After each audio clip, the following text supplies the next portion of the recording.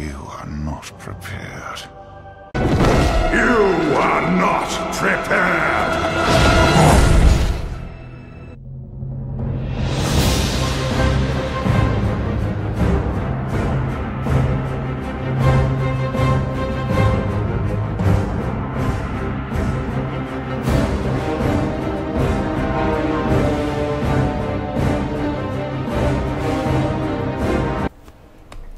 Welcome back to World of Warcraft Resurrected. I'm Chris.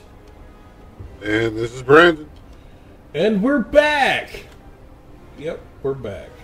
We've been taking a little bit of a break. Not really our decision, but some real life stuff came up, and we figured we just need to do that. Sorry we didn't make an announcement or anything, but every week we figured we were going to come back, and it just didn't happen until now. Now we're back, and we're going to medical issues, man. Medical issues. Yep. So we're going to talk about what we've been doing in game, because even though we haven't been doing the podcast, we've still been playing. You know, we've been raiding Kara, SSC. Haven't been in the TK yet. We've changed guilds. Yeah. Yeah. Because it wasn't had nothing to do with the guild. The guild decided they would merge with another guild, and we went with the merge. I don't know if we're allowed to talk about the new guild or not in the podcast. Have you talked to them? Oh, they didn't have any problem mentioning it. So if I say we left the Last Crusade and went to the tribe, that'd be fine? Yes. Okay, well, there, I said it. So we're now part of the tribe.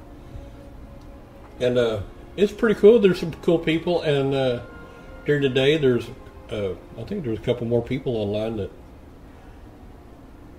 There's two people that are usually on all the time, just about, I feel. Oh, yeah, we've got, I mean, there's a decent amount of people on throughout the day. Sometimes you might catch it where it's only one or two, but man, it hits decent playing time, and they jump up. I mean, the numbers jump up. So there's quite a few people on for most. Yeah, I like the new guild. They're still missing some people, so you know it's hit and miss, and they're pretty good at running Kara. I haven't done no SSC runs, so Brandon will be able to talk more about that. But they've been doing one main run for Kara and practically an alt run for all the other ones. Pretty much. They do that main Kara run just to help people out or whatever that still need gear. And like I've been setting up, or other people will set up an alt run. Yeah. I set that one alt run up to where we went. I think all the way up to when we killed Shade. Yeah. Or we killed I think they took it further. I think they did a. They may have done it without me. When they hadn't finished it, but we went to Shade. We killed Shade. We still needed to kill Illhoof, and then Chess. Yeah, I took Shrody. Yeah, My druid hit 70. I took him to Kara the other day. I took him once last week and once this week. And he picked up like 2 pieces of gear, both of those runs. And, yeah, not much. Guess what my Savage is not healed. Yeah, that's right. Oh, man. Well, Shrody is Boomkin right now. He was tank, but he went to Boomy because I didn't want to tank and I didn't want to heal. So, and Kitty DPS is not very good right now, so I went Boomy. Boomy's fun. Now, you explain what happened to Savage Rain. Oh, that we were going to do an alt run. I was going to go with my Warlock. We had one tank. We couldn't find a rage tank. So Savage decided to become a rage tank. And I went in, switched specs. The gear that I have is the gear from other runs where I've just picked up here and there pieces. Just trying to make a tank set. Turns out that my tank set is very viable. I'm like, I think 5 defense off from being crit and crush cap. So I tanked Carrot. Woohoo! Everything in Carrot. Like, we went with the other tank I had was Reaper. Did you tank? He was trying to. Did you tank Prince? Oh no, you didn't make it that far. Never mind. We didn't make it that far, but I tanked. I tanked Curator. I tanked Nightbane. Nightbane. Yeah, because we did Nightbane. I think that was scary. That was scary. Yeah. I was like, yeah, this is gonna be fun. I had to watch it. He did it. I'm like, oh crap, never mind. Okay. I was very surprised at myself with how good I did. Yeah. But we had really good healers. But yeah, I tanked Nightbane. I tanked the Horseman. I didn't tank them together. Yeah, I think I did, because I ended up stealing it from him. But I like he let me tank a lot of the big stuff just to see if I could do it. Yeah. Like those ghosts and stuff. The ones that hit really hard right there by the back door. Yeah. He let me tank those. Oh, cool. He let me take the big menacing guys and the big curator looking guys. Oh, after curator? The ones before curator, the ones that once you kill. Oh, the big blobs. Oh, wait a minute, the 2 on either side of the room after the hall. Yeah, where you go down into the library. Yeah. And they're all in the library yellow. He let me take all those big guys. Cool. And they hit hard. God, they hit hard. Well, you tanked them. Yeah. And then Sunday, I took Taz, my tank, in and tanked Kara. And they were happy, but he needs avoidance. And because we were talking about that, and they were like, well, how much avoidance you got? I'm like, oh, yeah, I might want to look into that. And he's missing like 20 avoidance out of, I think they said 60 or 80. I think it's 80. I need 80 avoidance before I do the Holy Shield. Yeah. So I'm missing, I think it was 20, but I got a couple pieces of gear I can play with, so I'm going to see if I can keep my defense up, but also get the avoidance and be a better tank.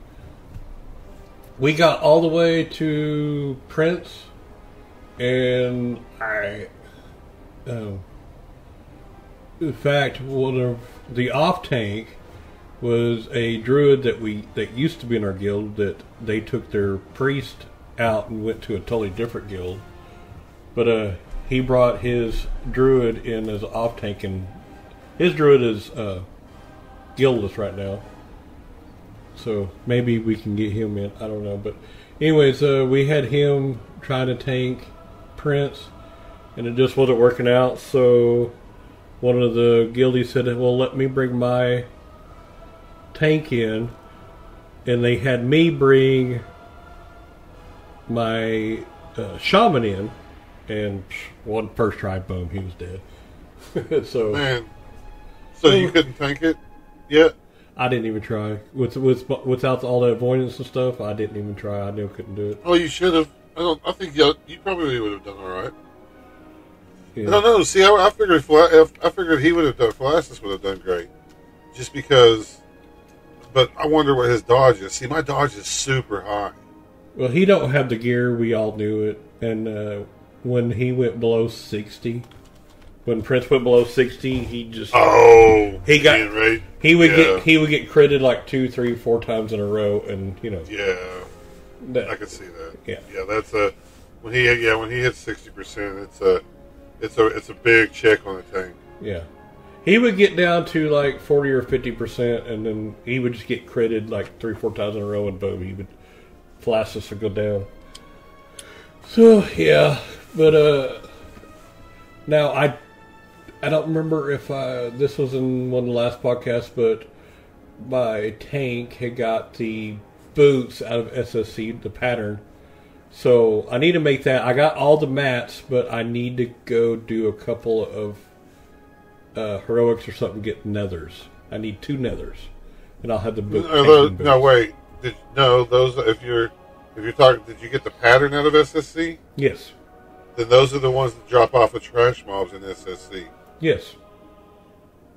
So you need to do no. They're primal vortexes. No, they're primal nethers. I looked it up. I made sure because I was thinking the same thing you did, and they're primal nethers. Okay, what? I gotta look this up. Yeah. I mean, we can keep going, because I'm doing 2 things at once, but I'm looking it up because I want to know. Yeah. Well, now once I make the boots, they're BOP. So I can't make them and sell them. So, which that kind of sucks, but oh well. So, are they the boots of the Protector, the Red Havoc boots? I think they're the boots of the Protector. Are they the ones with intellect and stam with defense? I don't remember. I'm not looking it up. Oh no! I was just trying to figure out if that's the ones they are. Yeah. So, and then I'm trying to think. You got the waist piece, which you need to make for me. Yes. I got the monsoon belt. Yeah. I need it bad. So you got the Red Havoc. The boots of the Protector dropped in there too. Yeah, that's crazy. Yours are primal nethers. Yeah. And mine take Primal Vortex. Primal Vortex or Nether Vortex. Nether Vortex, yeah. That's crazy. Yeah. I thought the same thing, but I was like, oh, well, never mind, cool. But the other guild was getting Leotis the Blind down, and I think that was the only boss. No, we finally got that second boss down.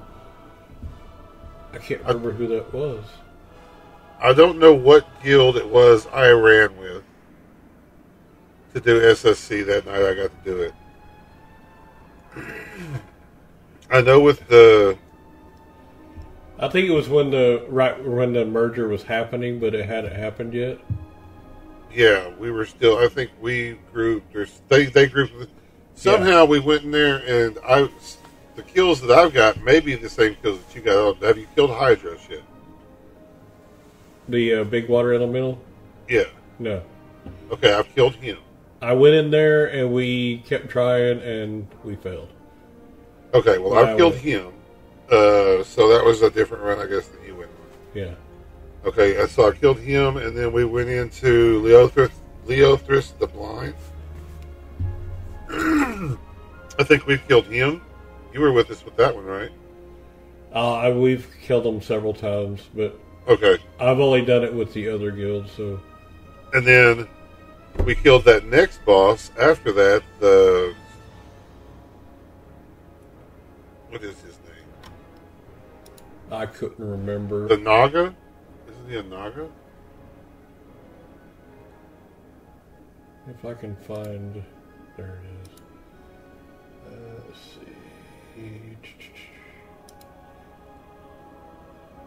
Fathom Lord Carathos. Yeah, we killed him. Yeah, that's the only other one I have been in, and we downed it. Okay, see, I haven't tried. I've tried the lurker below. We couldn't get him down. We got him to 7%, and we won. 7? Ouch! That had to hurt. Yeah, it was bad. So that's the next one I need to take down, and then of course Morgrim Tidewalker. I don't even know what he is. So I think that's practically about it. On what we've been doing in game. We've been leveling up some alts also. He's got Shaka Khan he's been playing. His Shama's level 30.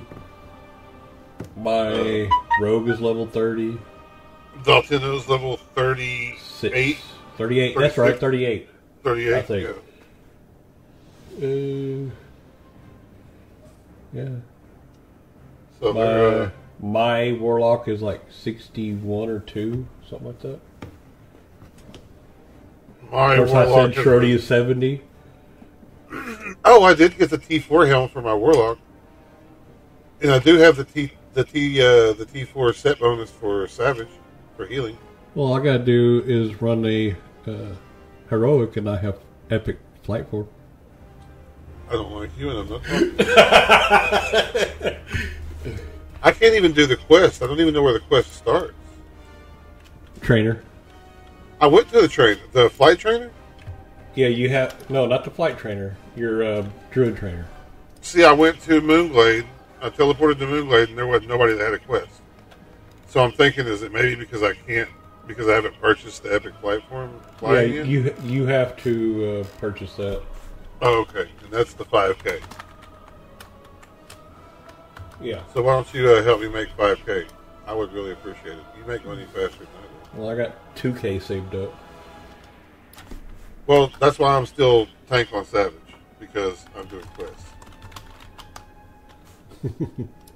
Because I can do quests with her easier if she's tank. Yeah. And I've got 800 on it right now. So, I'm trying. But I haven't been sending money to anybody else. They all have their own money. And that's why Shaka Khan's down to like 7. No, he's down. Yeah. Sorry, he's down to 3. So, anyways, well, let's move on to the news. Now, we're not going to go too far back, because not too much has really happened. Yeah, it seems like everything's been running really smooth as far as TDC is concerned. Now, last Tuesday they had a maintenance, and it lasted all day long. All day long. I didn't get into it. I seen everybody talking about it on Discord. Yeah. But I wasn't playing that day, so I was like, man, I'm so happy. Yeah, so it didn't really bother you at all. Yeah. But I know this doesn't affect too many people. Not too many people really care, but there's a guaranteed battle squawk trigger in Burning Crusade Classic. They say the players have discovered a way to get guaranteed battle squawk trigger from Gnomish Battle Chicken on Burning Crusade Classic. Now, they break down how it's possible and what conditions need to be met to control the trigger. Now, what is a battle squawk trigger chicken? Huh? What is this thing that they're talking about? See, I don't even know what it is. I don't guess. It's just a pet. Okay. It creates the Gnomish Battle Chicken. If you use it, it creates a battle chicken that will fight for you for 1.5 minutes, or until it's destroyed. Oh, okay. Oh, okay. I thought it was just a pet, but no, it fights for you. This battle chicken item from engineering, so you have to have engineering. The summon battle chicken doesn't do much on its own, but will sometimes cast Battle Squawk, providing a 5% haste buff to all nearby party members for 4 minutes. Oh, okay. Hey, now that's pretty good. Yeah. Players attempting to score high parses on bosses love this buff, but at the same time hate it because it was believed to be random whether or not the chicken would cast Battle Squawk. Now, the article highlights a recent discovery that there is a method to guarantee the chicken will cast Battle Squawk. It can still randomly trigger, I hit a button, from attacking as we are all used to, but particular conditions will guarantee a Battle Squawk.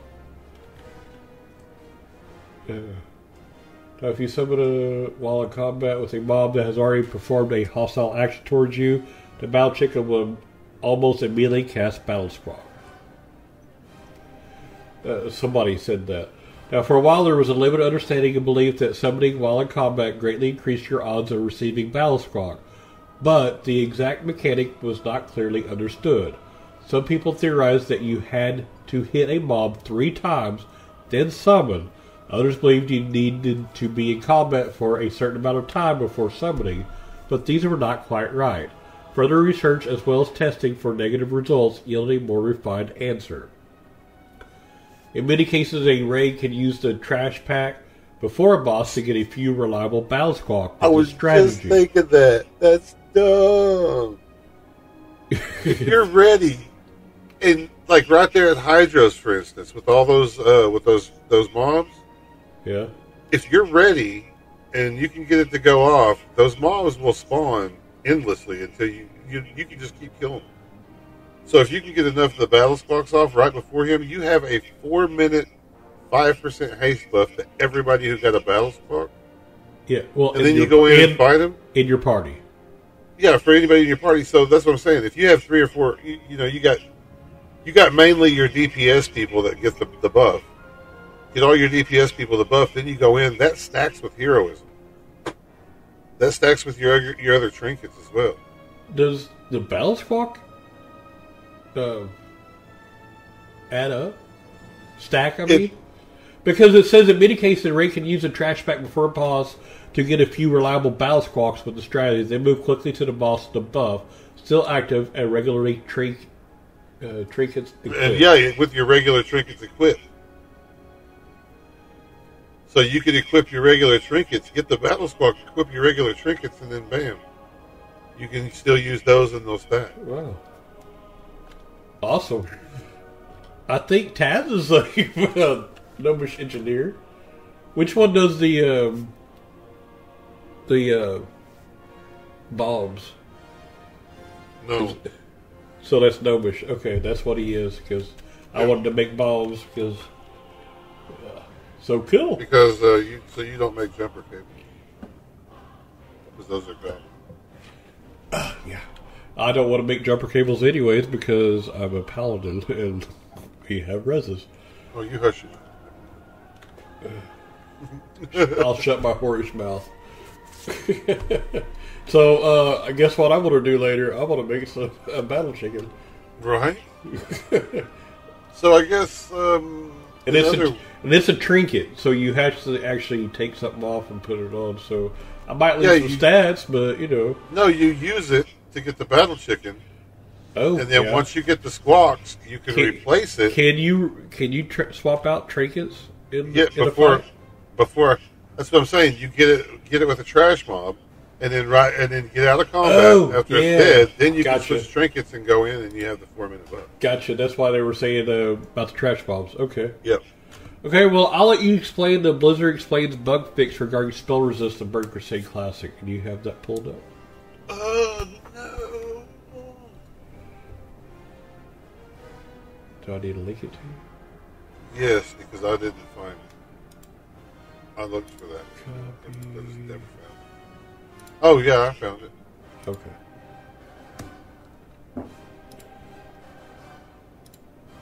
Well, I can't find Discord. So. Blizzard Explains bug fix regarding spell resistance. Okay. Alright, so, as you heard, there was, I guess, a bug fix. There was some spell resist in Burning Classic that was messed up. Blizzard shared a blue post, and we'll kind of go over what the blue post says. We've investigated this thoroughly, and we believe that resists are now functioning more closely to original Burning Crusade. During the development of patch 2.5.2 for Burning Crusade Classic, we found and fixed a bug preventing some talents that resisted specific mechanics, such as Unbreakable Will or Sure-Footed, from combining with school-based resistance stats correctly. The bug resulted in resistance chances in patch 2.5.1 that were slightly different than the original 2.4.3 Burning Crusade. As part of this fix, we took a close look at the resistance chance formula, changed between patches 1.1 and 2.4. This led us to believe that several pertinent changes that had happened over the course of the development of original Burning Crusade. These included alterations to the order in which spell hits and spell resistances are applied. We brought these fixes into Burning Crusade Classic patch. We're now confident that our Burning Crusade Classic resist chance formula is accurately mirroring the behavior of original Burning Crusade patch 2.4.3.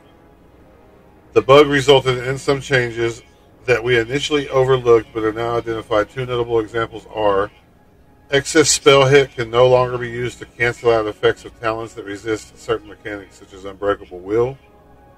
And Rogue's Cloak of Shadows now correctly resists spells at 90% in PvP instead of 80%.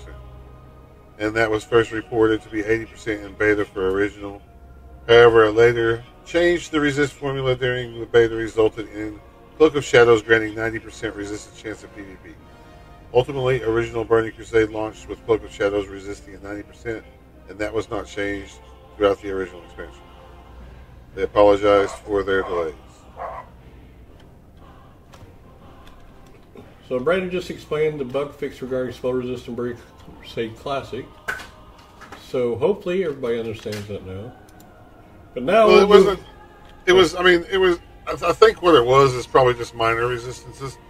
And it was just Cloak of Shadows. And... I mean, it wasn't too bad, but the changes they did were needed, I think. Yeah. Well, that's good. Especially if it was needed. So, Blizzard no longer nerfing SSC and TK on the weekly reset. Because right before that, an hour before, they had a post saying upcoming Serpent Shrine Cavern and Tempest Keep raid nerfs for TBC Classic. They had announced it, and I'm going to go ahead and do a real quick thing about it. They said with weekly maintenance in each region, they're going to apply hot fixes to raid encounters. They step toward their final tuning. In SSC, Monogrim Tidewalker, his health was going to be reduced to their post-nerf values. Lady Vosh, Persuasion no longer provided crowd control immunity. Then Tempest Keep, Kelthros Sunstrider, the encounter is now set to its post-nerf configuration. Oh, this is the updated part, or they updated. Again, these just will be live following maintenance tomorrow, November 9th.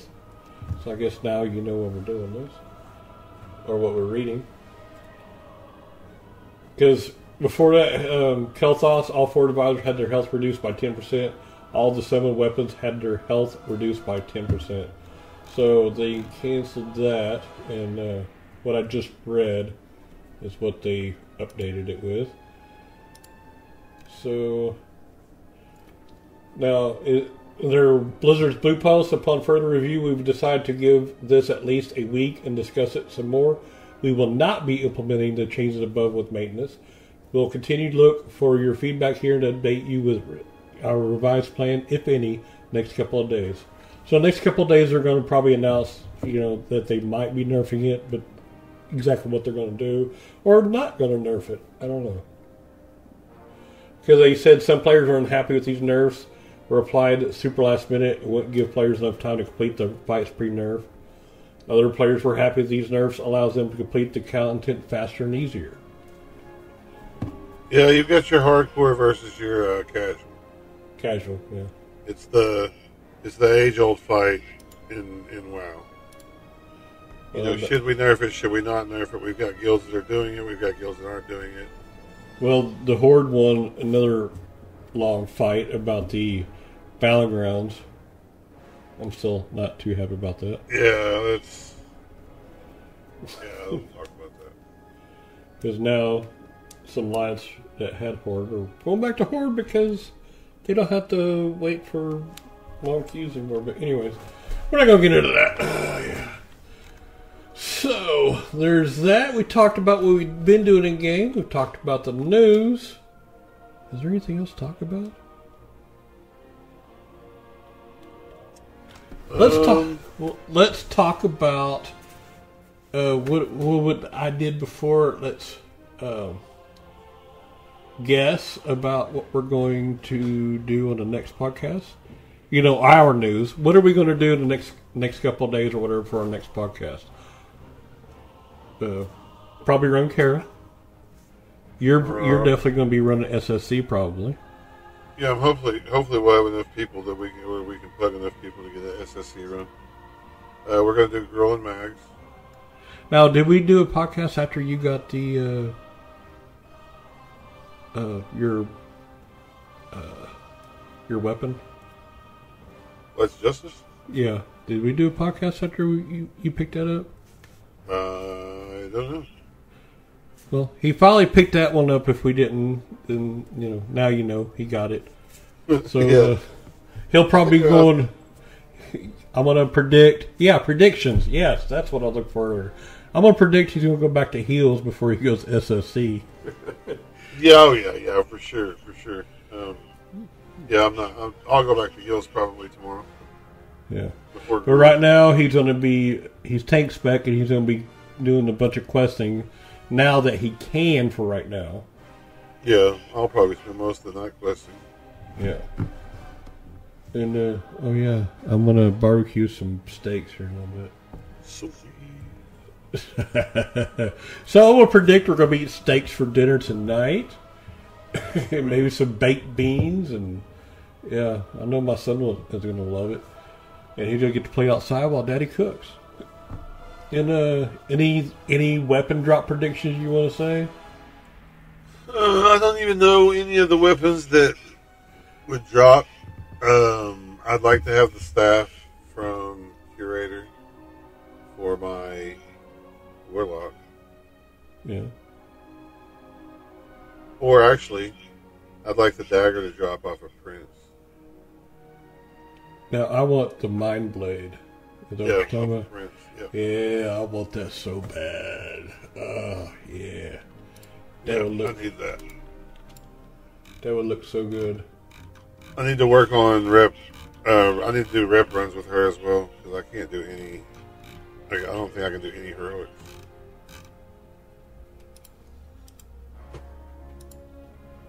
So she's gonna need rep runs. So I'm probably not going to be doing any raids before our next one, but we'll see. And I think that's about it. I think that's a wrap. Do you have anything you want to say, announce, or anything? Oh, I do. I know it's the end of the podcast, and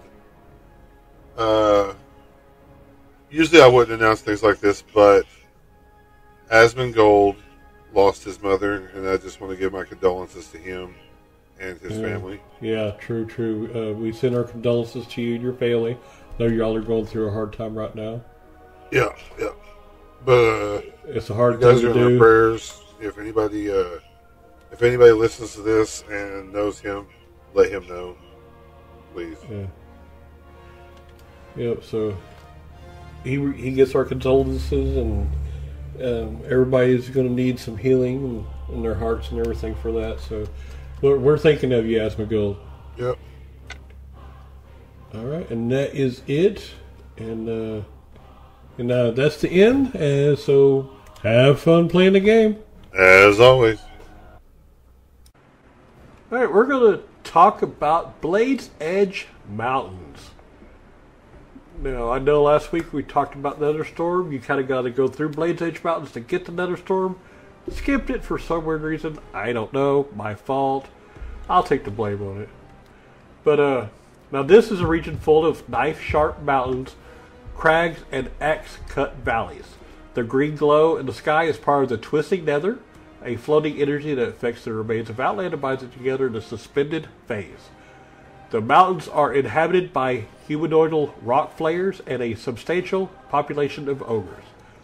This zone is located to the north of Zager Marsh and to the west of Netherstorm, likely contains some of the so-called Green Havens.